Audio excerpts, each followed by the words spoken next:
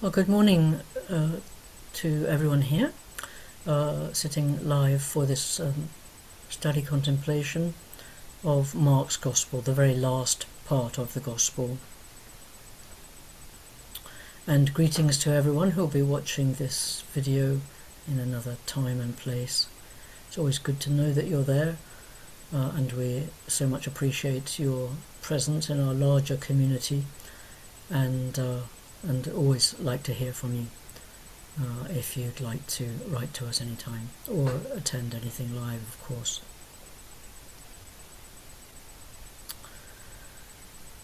So yes, we've been studying and contemplating Mark's Gospel now for quite a long time, and we've been using the practice, as you may know, of lectio divina or lectio divina, divine reading, which is really acknowledging that this word is the living word. And one might say that, I guess, about any word which is truly brought from the divine source, even from within ourselves. So let's just return to meditation now, just being aware of our bodies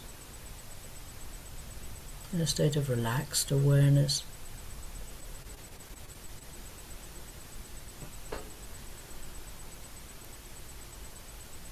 And being aware of our breath, allowing the breath to flow freely in and out.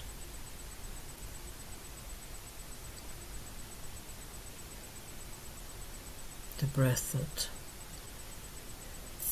that goes from the physical to the divine, that threads its way through all the planes of our being, all the rooms of the interior castle.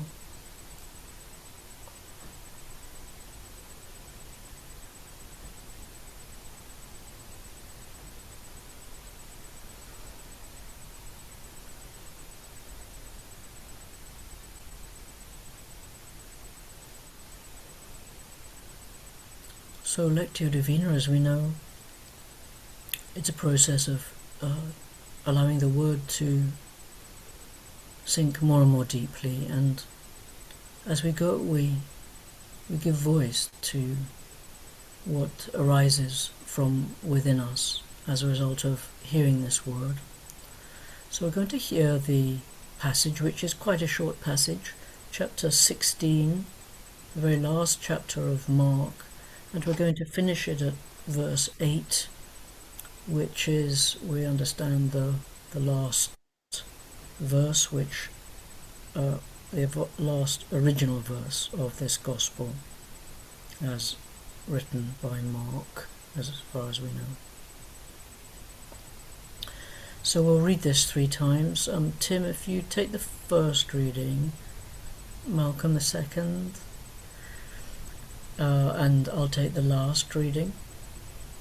After the first reading, when we hear the first reading, perhaps it's a chance for us to concentrate, to bring our outer senses to the words and the images.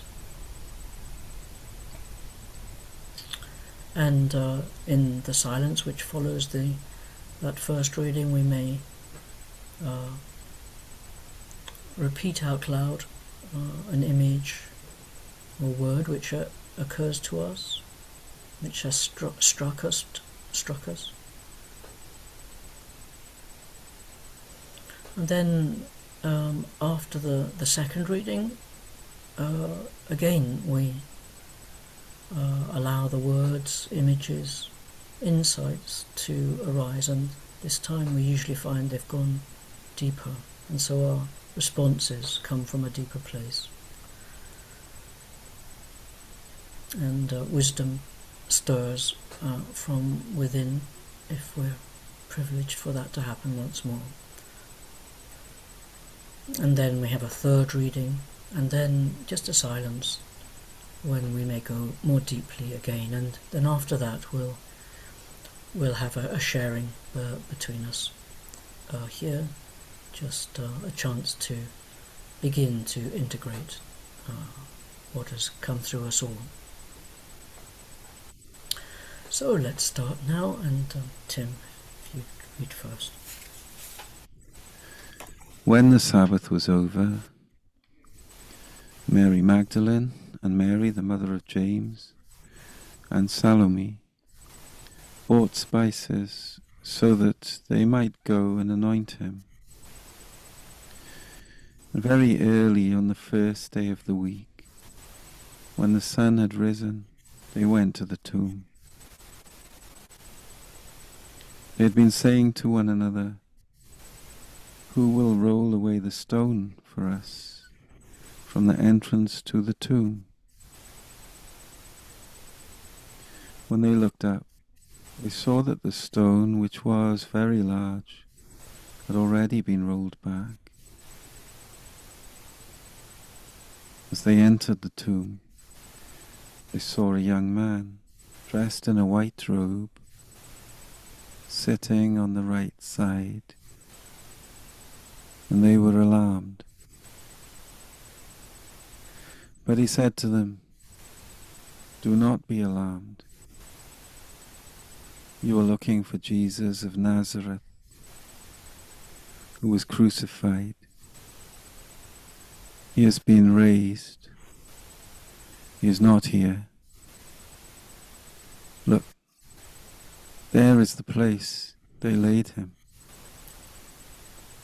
But go, tell his disciples and Peter that he is going ahead of you to Galilee. There you will see him, just as he told you." So they went out and fled from the tomb, for terror and amazement had seized them. And they said nothing to anyone, for they were afraid.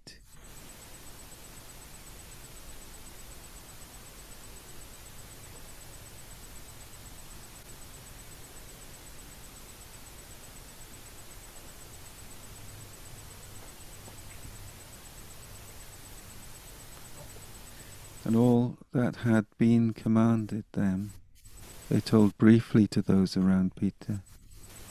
And afterwards, Jesus himself sent out through them from east to west the sacred and imperishable proclamation of eternal salvation.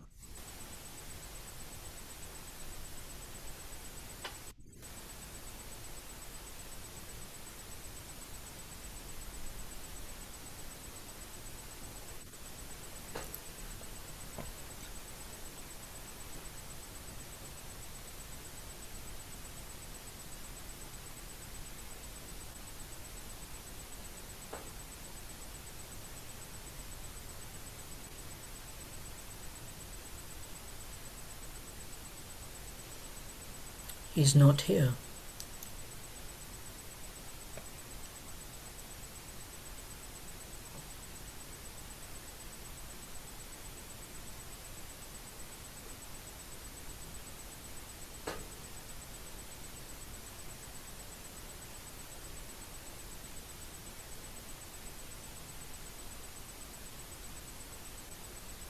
He's going ahead of you.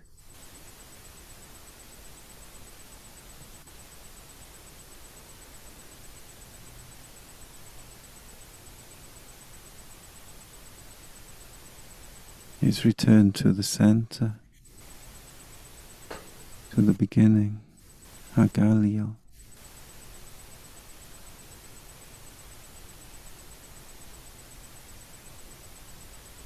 Do not be afraid.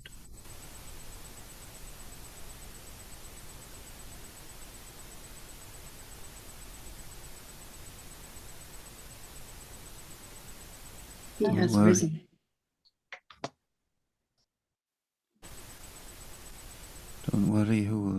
the stone, it has already been rolled away.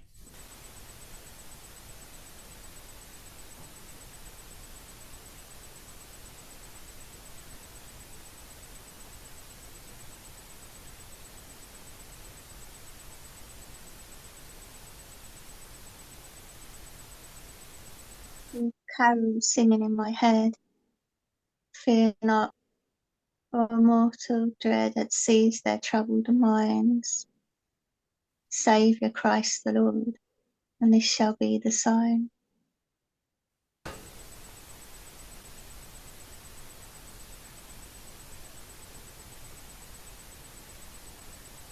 Good and imperishable proclamation of eternal salvation.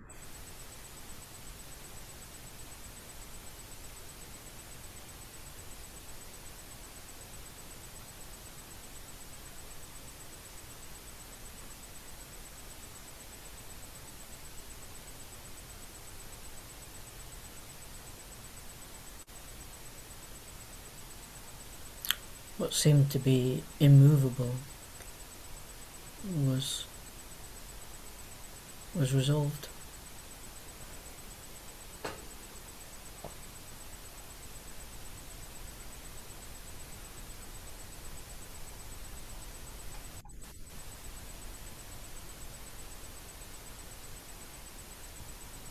It's all part of the plan, known from the beginning.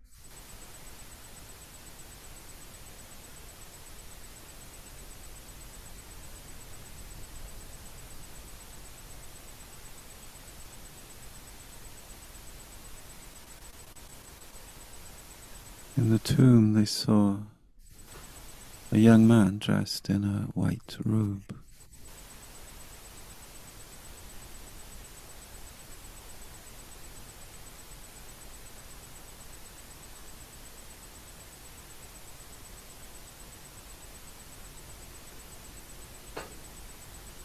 He said, "Don't be afraid. Don't worry.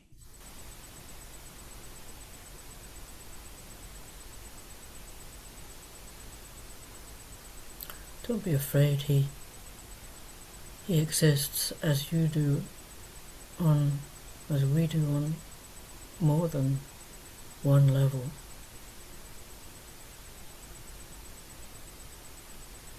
I wonder who that man was, that star being of light. I would like to meet him.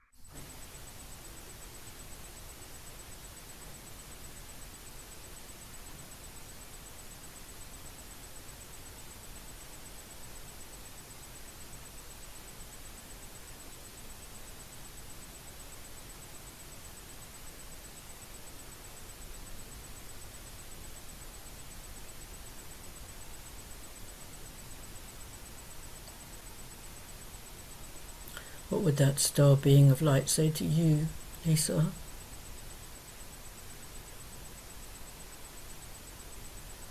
It's just full of love. He just holds such a peace in his presence, just the radiance of his presence there just calms all fears. He has all wisdom, all knowing. Everything is unfolding perfectly as it should.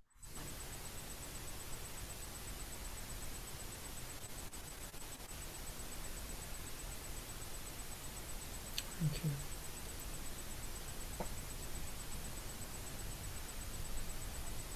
There's nothing to fear.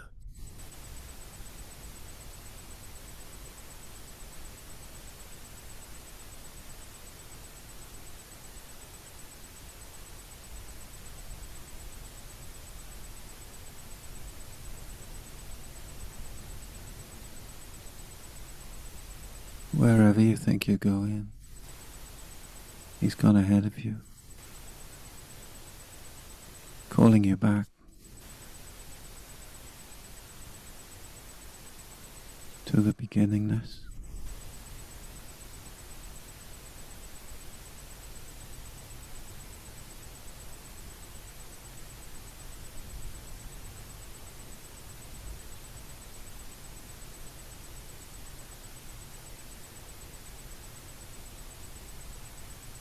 Second reading. When the Sabbath was over, Mary Magdalene and Mary, the mother of James, and Salome bought spices so that they might go and anoint him. And very early on the first day of the week, when the sun had risen, they went to the tomb. They had been saying to one another, "Who will roll away the stone for us from the entrance to the tomb?" When they looked up, they saw that the stone, which was very large, had already been rolled back. As they entered the tomb, they saw a young man, dressed in a white robe, sitting on the right side, and they were alarmed. But he said to them, "Do not be alarmed. You are looking for Jesus of Nazareth, who was crucified. He has been raised. He is not here. Look, there is the place they laid him. But go, tell his disciples and Peter that he is going ahead of you to Galilee. There you will see him, just as he told you." So they went out and fled from the tomb, for terror and amazement had seized them, and they said nothing to anyone, for they were afraid. And all that had been commanded them they told briefly to those around Peter. And afterwards Jesus himself sent out through them from east to west the sacred and imperishable proclamation of eternal salvation.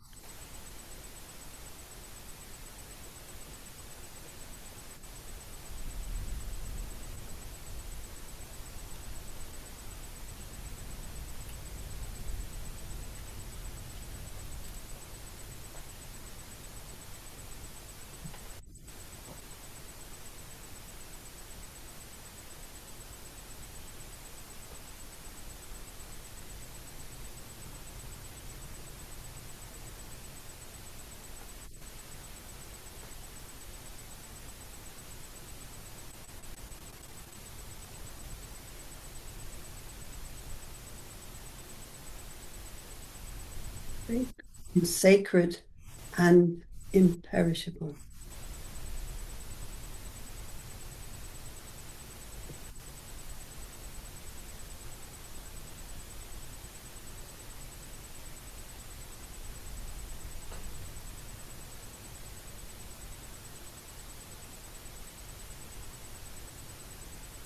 There you will see him, just as he told you. He's taught you the way. You follow the teaching. Find him there.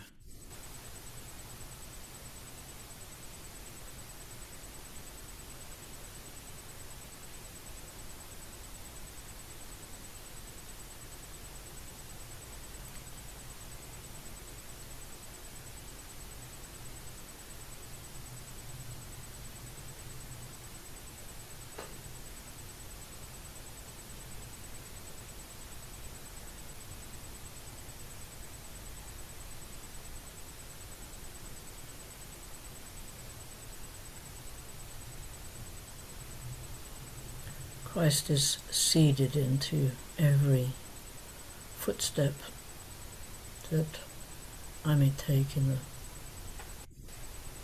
the future.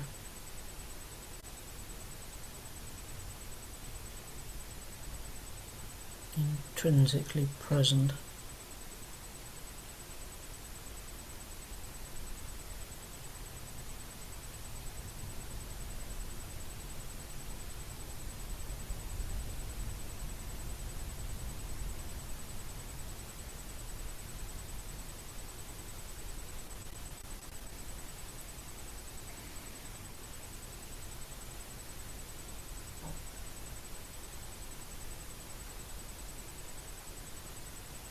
in the tomb of understanding and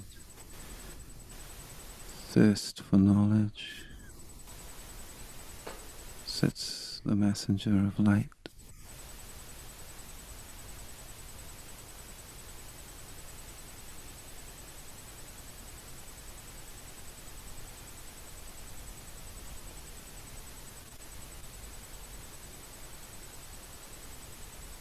Main thing is, don't be afraid.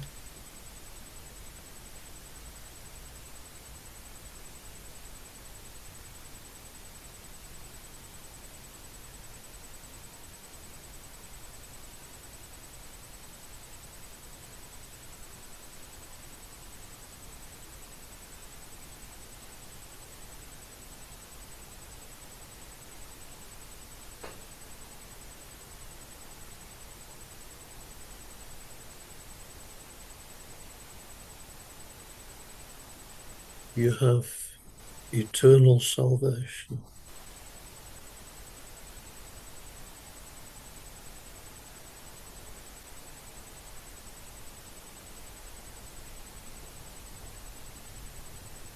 Imperishable. Sacred.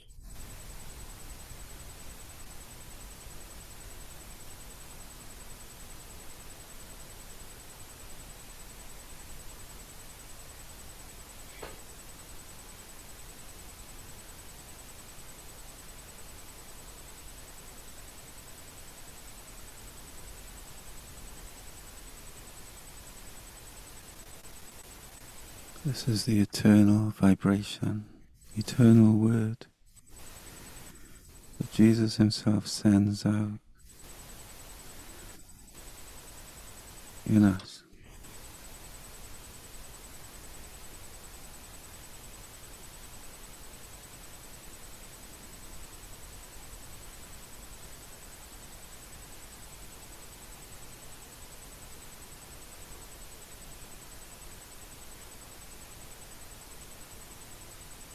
The light of the messenger is one with the darkness of the tomb.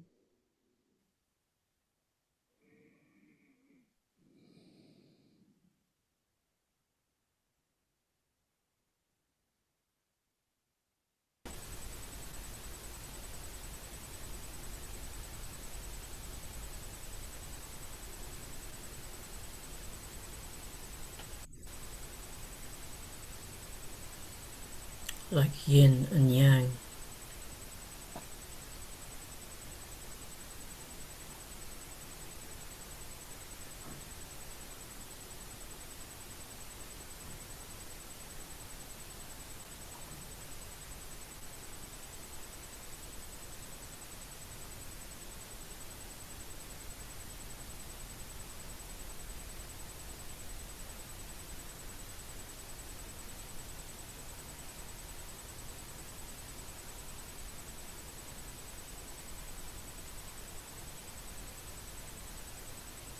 No separation.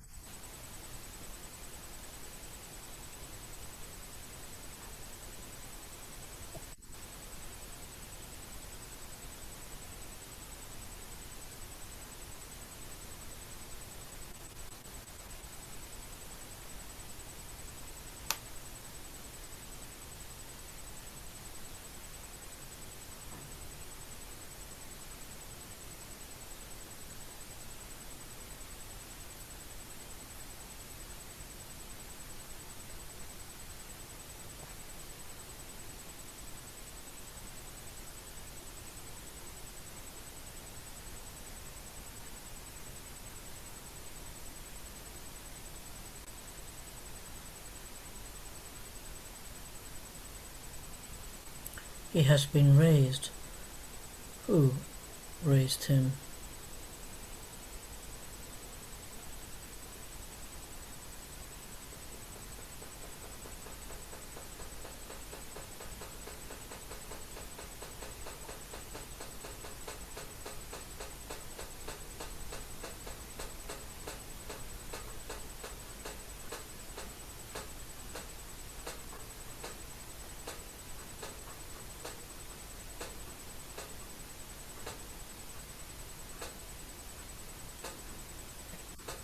Who rolled away the stone?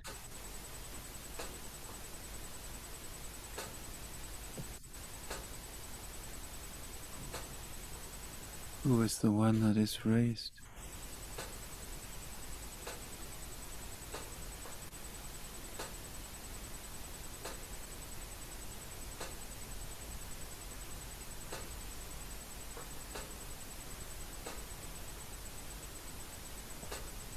You're looking for Jesus of Nazareth. He's not here.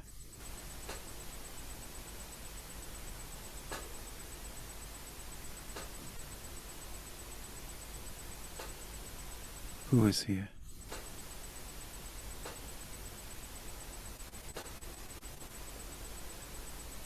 The only stone is the one that we put there.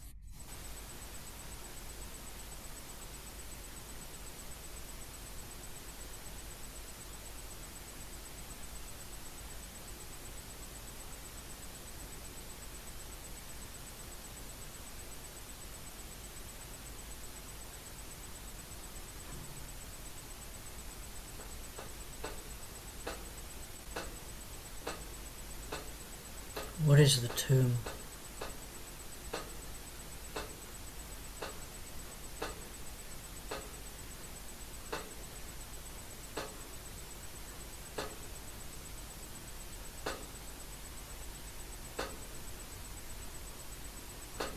What is death? Can you see it here?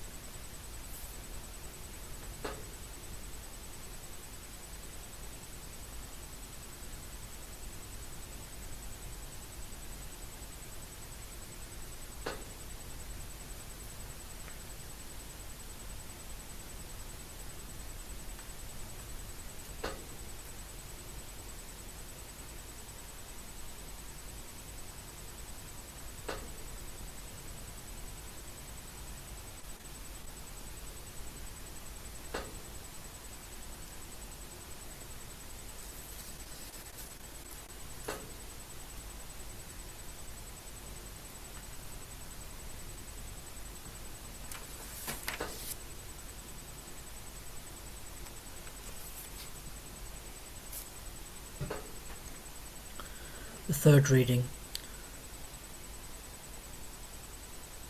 and I'll ask Tim to do the last part of the reading.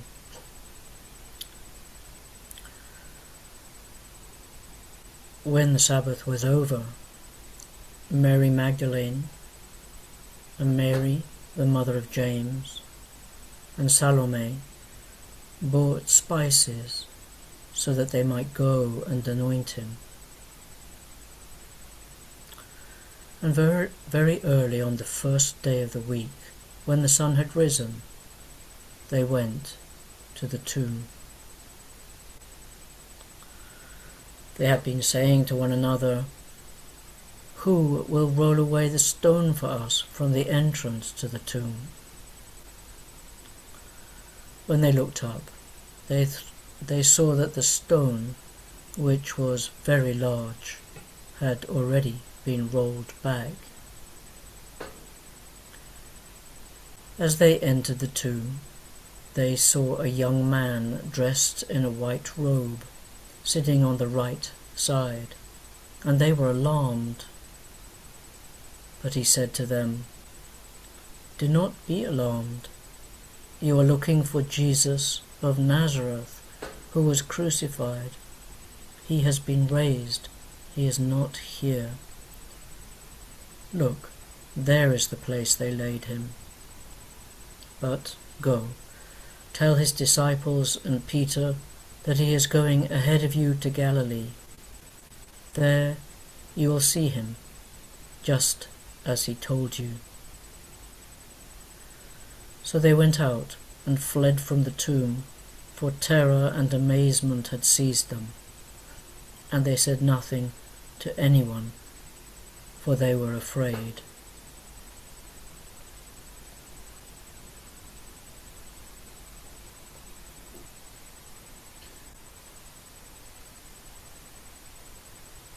And all that had been commanded them, they told briefly to those around Peter.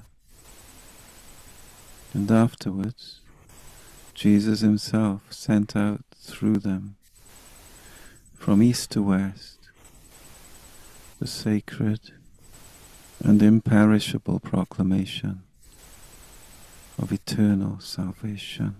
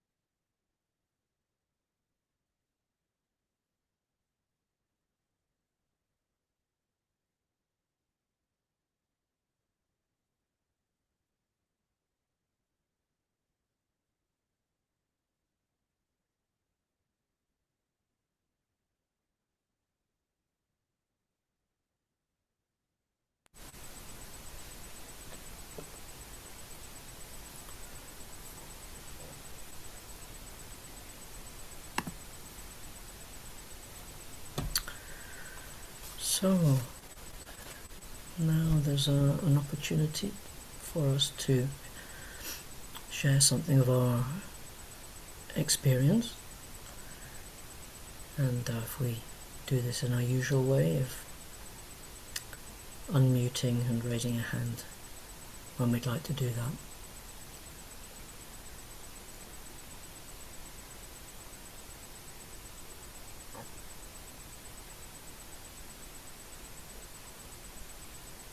Yes, Tim. I just noticed something about the person in the tomb saying "Don't be afraid" the third time, and when you read it, Joe, I realized the translation that has been given to us in the new RSV of "alarmed, don't be alarmed," and that tipped my balance a little bit, and realized that alarm is it's like it's a response of fight and flight, and first of all, in fight and flight, if it's not expressed in some way, so it's raised in us, and then we don't have to do anything with it or can't do anything with it, so we're not attacked, or we don't run, we don't fight. There's a terrible build-up of pressure that I remember experiencing, where it just gets locked in the body, and that's not good at all. But so there must be something transmitted in the way that person is that brought peace. And then I just started to think about, the contemplation of Christ, of reality, can't be done in the state of fight and flight. We can have our balance shifted through that, but we need to come into contemplation. So, and then I just started to think about moving in Tai Chi, and the whole idea of koans. I've been writing quite a few of those lately, and the principle is really to shift the balance of the mind, shift the complacency of the mind, but not in such a way that you're in fight and flight, because you won't be able to. And similarly in Tai Chi, if you want to change direction, you shift the balance to your supporting leg, but that is imperceivable to, if it is in a fighting context of Tai Chi, that needs to be done without it being outwardly expressed, so that the movement may be a surprise there. All of that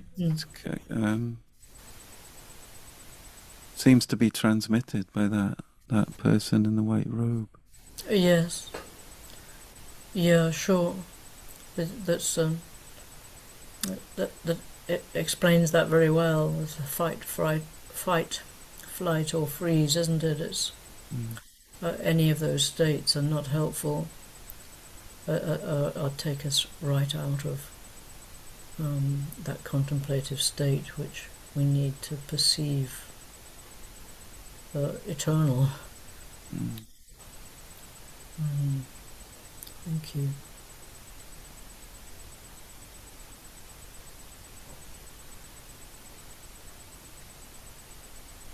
Yes, Lisa? Yeah, following on from that, but I feel I still am having this wonderful relationship with this being of light that was always kind of a side part of the story, but I thought it was the ego just chatting, saying, "Oh, I wonder who that is, and I'd like to talk to them." And yet I prayed before we started, "Lord, if it's your will to let me enter the wisdom, here I am." And it was like that was the way in, because then I really feel like I was quite overshadowed, felt so at one with that being, just emanating the light, the wisdom beyond asking the question. Everything was just the peace, the beyond it all. Really, it's really quite wonderful and a privilege, and I love it when this happens, and it hasn't happened for a long time. So it's so lovely to feel so close, to enter in again as a character that would have been like a side element, because you're looking at the tomb and the rock, moving that away, and then there's a being there and they're just there, and but actually that it was something you said, Tim, and I felt this, I still feel it, that being allows you to come into the presence of God, that vibration, that energy, the being is emanating that energy, a completely different energy to what we have on earth. Maybe the closest that we'll get to the presence of God, and it's all in the in that person's energy.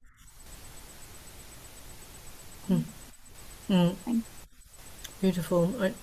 That struck me so much when you said that, Lisa. That beautiful, coming into that presence, which altered my presence. Yeah. Thank you for saying that, because when you said it, it drew it out of me. So instead of it being quite a private inner thing, it became something that could be then shared.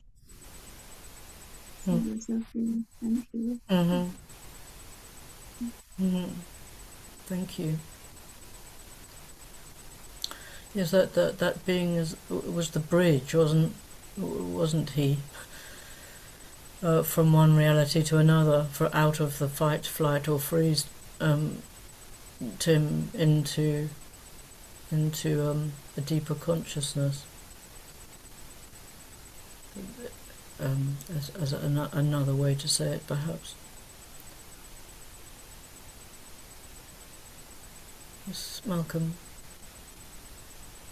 But yet they fled from the tomb. Yes. They did go into fright. They fled from the tomb in terror. And they couldn't speak about what they'd learned. And there's something about ultimate truth that is terrifying, because it reflects on what we think we know in this world.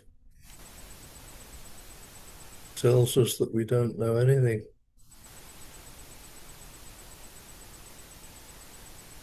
The truth is not elsewhere, but far greater. There's something terrifying about it.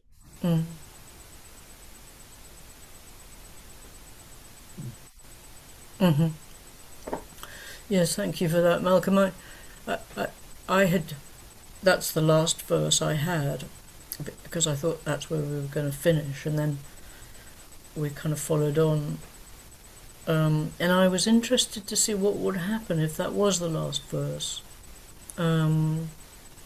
And instead of going into the sort of, Mary Magdalene and all the rest of it, and but yes, there is the kind of the awe kind of terror, isn't there? Which is like the ego cannot survive that. That I wonder if that's like so much further than that kind of, as it were, those options, fight, flight, or freeze. That's kind of within the ego. It hasn't been demolished yet, but but awe and terror of the kind that Malcolm you're mentioning, and that's just the ego is just it can't survive that. You can't look in the eye of that. They have looked in the eye of reality, haven't they? And reality with a capital R, and they're fly, and at this moment they fly.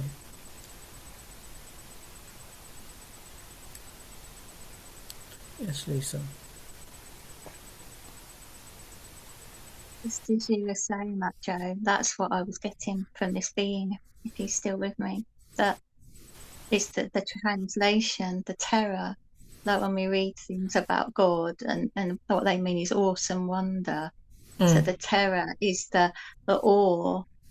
It's not terror. It's like the awe and the wonder. It's just so beyond everything. It's wonderful. And they're trying to almost gather themselves to speak about it because it's beyond. They need a moment to, because it's all in them. They've taken it into themselves, but they can't quite verbalize it yet because it's just beyond anything they could have expected to even meet that day.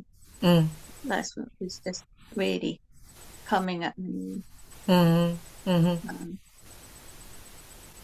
Thank you. Thank you, Lisa. Malcolm? Just occurred to me that they said nothing to anyone for they were afraid is something all of us experience a little bit coming out of contemplation, that we know we've received something during the contemplation. We know that something has happened, something has changed, but we don't know how to put that into words, and that's an experience that we have, and we hesitate to put it into words because we think it'll sound stupid. We don't need to hesitate so much in this group, but in other contexts, or I hesitate a lot to talk about some of this mystery because people just don't get it, and there's a kind of fear about that, of being ridiculed.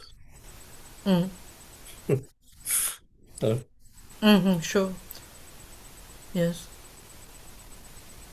Yes, thank you, Malcolm. The kind of that I feel that's why this kind of sharing in inverted commas that we do. It's kind of it's trying to stay in the state which the practice gives us, isn't it? And not speak from ego. Like if we just kind of go back into ego, well, it's like fear or I don't know what else, but whatever's our thing. But trying to stay in the state so that we have something of authentic, to speak authentically.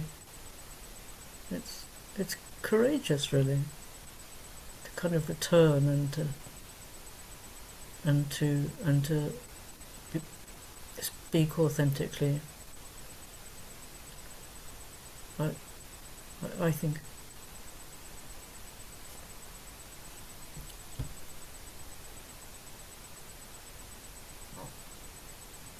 Yes, Tim.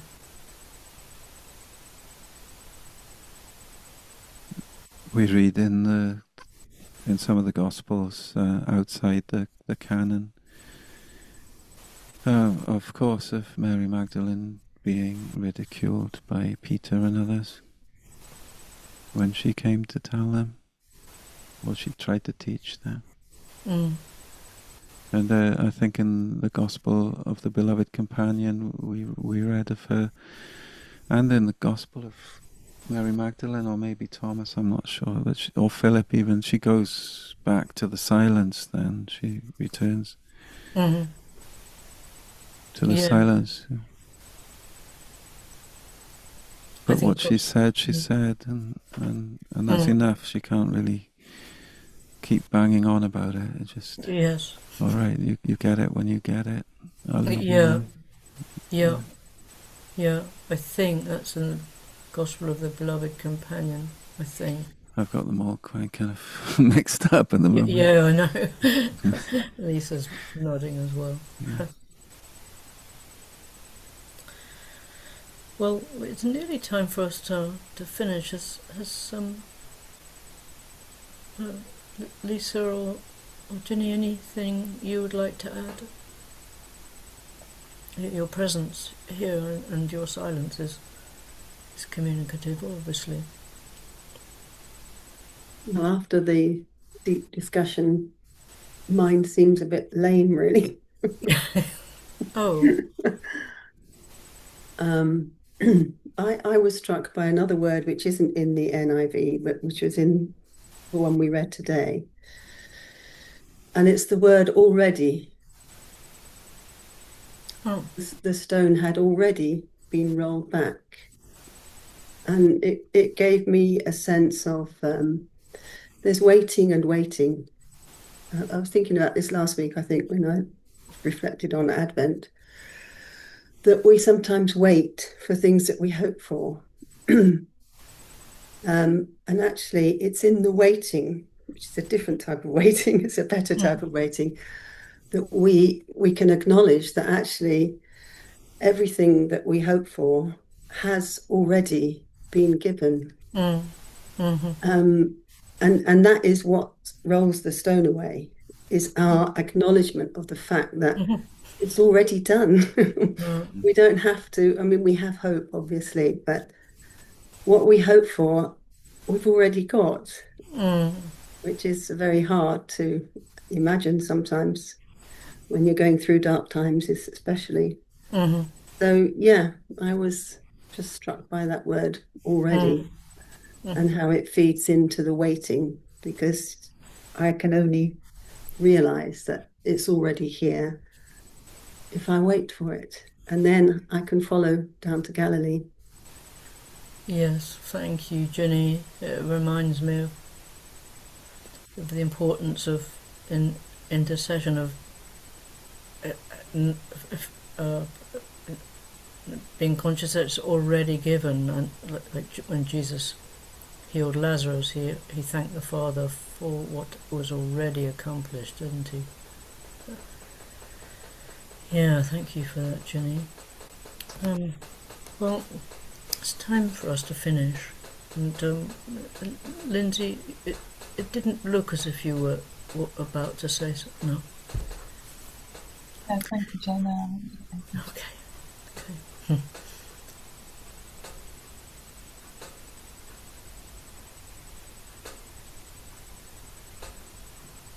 So, Tim, it doesn't have to be you, but would you have a blessing for us to go away with? Okay, yeah.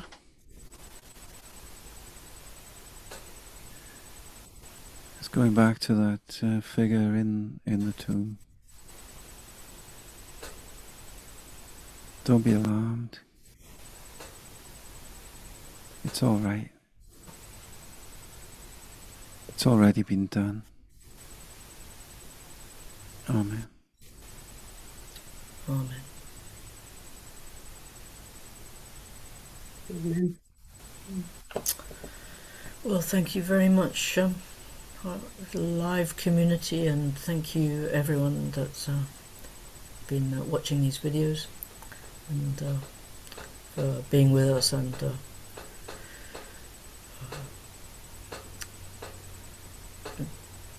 enlarging our collective consciousness in this way. Thank you.